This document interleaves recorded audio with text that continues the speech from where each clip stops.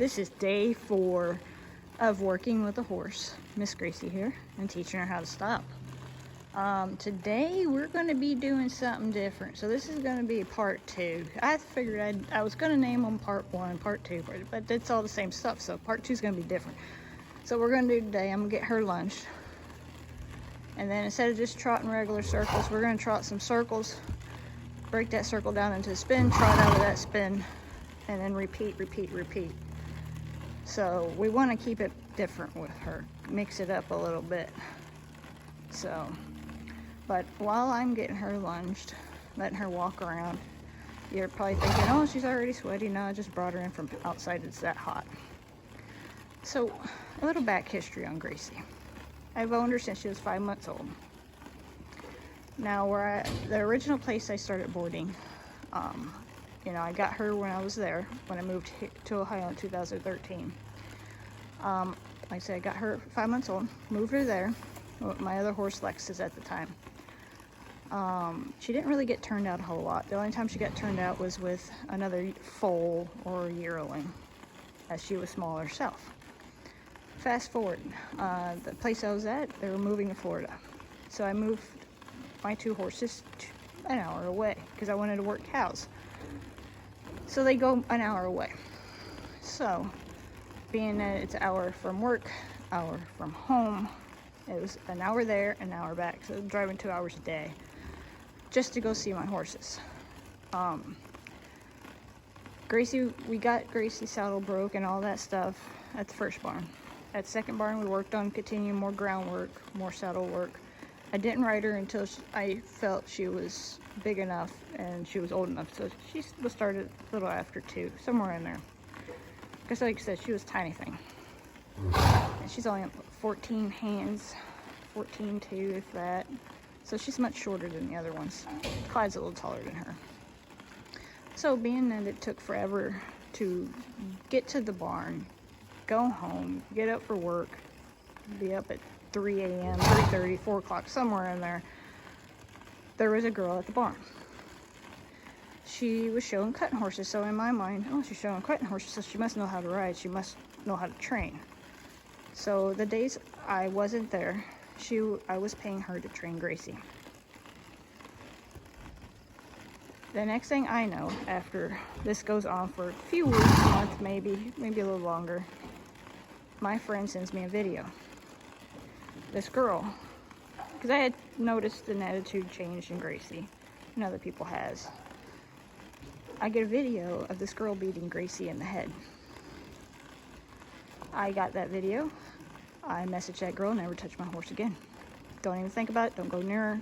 You touch my horse, what you did to my horse will happen to you. I know that's mean to say, but you know, I love my animals, and you know. So I don't know how long she was doing this to Gracie. All I know is Gracie, when I started riding her, after I told her not to touch my horse, Gracie would rear. You couldn't touch her head.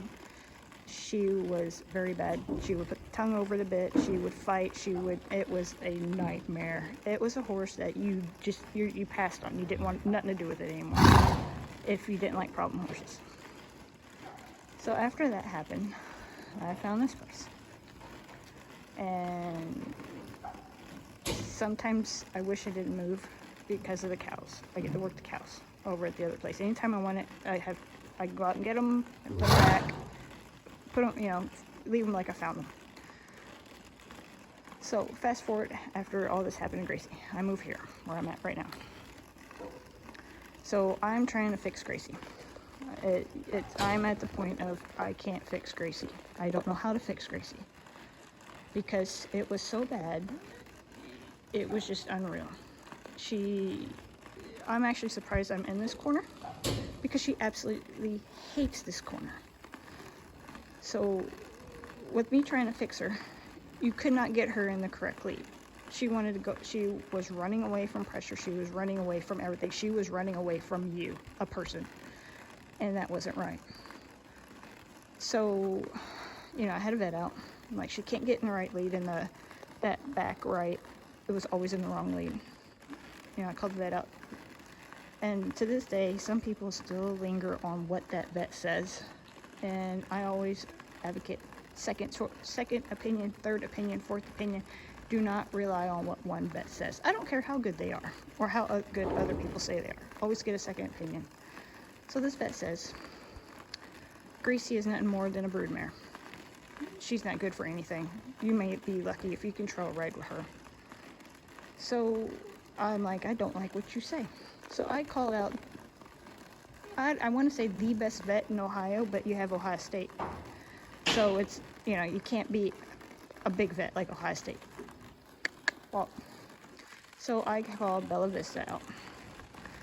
By the time she came out, and I love this vet, oh my gosh, I love this vet, but they're so expensive. She come out, and by the time she got here, in that back right, an abscess blew. That vet, the first vet didn't check, nothing. Just felt her leg and said, yep, she's no good. Not even sure why you got her. Just get rid of her. So that an abscess blew. And so that second vet showed me how to take care of it, what to do. And then I asked her, I said, this is what the first vet says. What do you think? She's like, there's nothing wrong with that horse. Other than having an abscess, and that's what probably was causing the issues to begin with, there is not a thing wrong with her. So, you know, I always preach second opinion. So, I let Gracie sit for the longest time. Oh my gosh, it's been several years. I let her sit for years because her mind was just gone. Like, she was just not a horse. And so I finally bring her back out. I start working with her. As you guys see, when I started recording is when I started working with her. She didn't know, when you trotted or loped her, she didn't know what stop was. She did an English stop. A couple steps, stop. To me, English horses don't stop like cow horses. I mean, they could depending on who trains them, but in my mind, a few steps, stop. Now, can she stop on the ground when lunging? Oh. Just like that, I stopped. She stops, turns, and faces me. And that's how I taught her. Stop, turn, face me. So she can stop on the lunge line, at a trot, at a lope. She, when I'm walking her, she can stop. It's only at a trot and a lope that she does not know stop. Like, she doesn't know it. Like, what you guys have seen is the best stopping she has done since that girl was beating her. After I reevaluated myself, the horse went back to basics with myself and went back to basics on other things. I had my friend, my best friend in the whole wide world, Kimmy. I know I'm putting your name out there, but she helped me within those years of her resting, rehab her. She gave me all these things to do. She's like, I want you to do this every single day for this amount of time. So I did that. And like I said, I haven't worked with her. I haven't done anything with her. And the only things I have to really work on with Gracie is her stop at a trot and a lope. How she, you know, I have to fix how she's looking to the out. So, and I know I'm going on a tangent, but I wanted to give you guys Gracie's story. She's not a bad horse. She's a good horse. She, you know, she just had a bad rider. And she had me on her after the bad rider, and I didn't know what to do because I didn't know how to fix her until my friend Kimmy came along and helped me fix her. Because I start horses. I train them. I've never had a problem horse. In all the years I've ever owned horses, I've never had an issue with one. Knock on wood. And I think that's the reason why I buy young horses, is because I don't know how to fix a problem horse. You know, it's not something I actively seek out to try to learn. You know, I want a horse that, you know, isn't, I don't want to say broken, because they're not broken. I just want a horse that, you know, I can teach and not have to get frustrated, because I do lose my patience. I do get frustrated real fast. I think a lot of people do that. But we can't take out our frustrations on, you know, these animals, because, you know, without them, where would we be? You know, I'd rather have a horse addiction than, you know, wasting my money somewhere else where it shouldn't be wasted. but I totally forgot where I was going with that. But anyway, you know, I've trained a lot of horses. I broke a lot of horses. I just never had a horse like Gracie. And I didn't know how to fix it. So I attribute not only that girl doing what she did to her to the problem, me not knowing causing a bigger issue.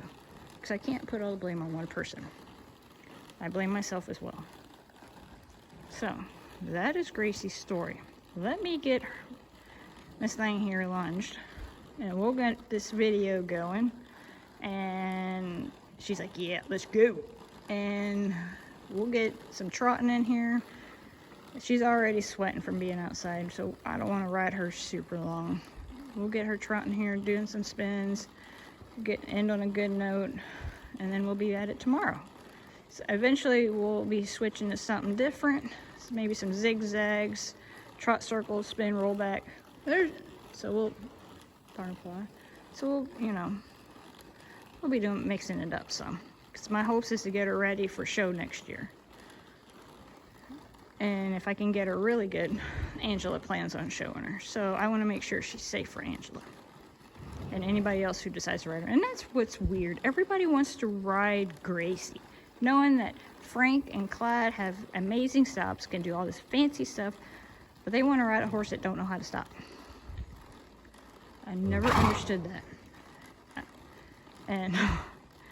And it's like they know how fast she can be. Like, she is crazy fast. She would make an awesome barrel horse, but I would never do that to her after everything she's been through. Sorting probably depends, but more ranch classes than anything. She'd be a good ranch horse, because I just don't feel like she, you know, jerking on her face, because, you know, you don't, when you're sorting, you're not mindful of where your hands are. I know I'm not. I'm all over the place with my hands. That's a work in progress, big work in progress. So we just want to get her safe. So if anybody wants to ride her, they can, and not have to worry about her taking off. And they just say whoa and she'll stop. So let me get her lunch and we'll be right back.